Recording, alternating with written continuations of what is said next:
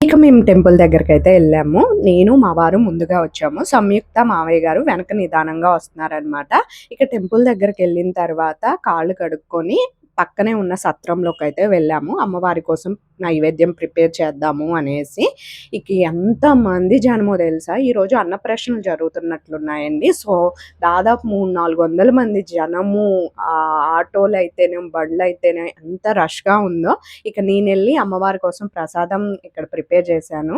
ఇక అమ్మవారి లెక్క వీళ్ళు నాకు హెల్ప్ చేస్తున్నారు. ముఖ్యంగా ఈ ఆంటీ అనమాట. చాలా హ్యాపీగా అనిపిచ్చింది. సో, ఇక నేను అమ్మవారికైతే ప్రసాదం తీసుకొనెళ్తున్నాను. ఈలోపు మామయ్య గారు వాళ్ళేమో కోడిని తీసుకొనొచ్చి అక్కడ నుంచొనైతే ఉన్నారనమాట. సో, ఈ శారీ మన కలెక్షన్‌లోదే. నేను లోపలికి దోపానండి. బట్ నడకలో అది జారిపోయింది శారీ. ఎందుకంటే కాళ్ళకి అడ్డం పడతది గదా! మళ్ళీ నడిచేటప్పుడు అనేసి. చాలా హ్యాపీగా అనిపిచ్చింది. అండ్ ఇంకా మంచి వీడియోస్ వస్తున్నాయి. Please like and subscribe.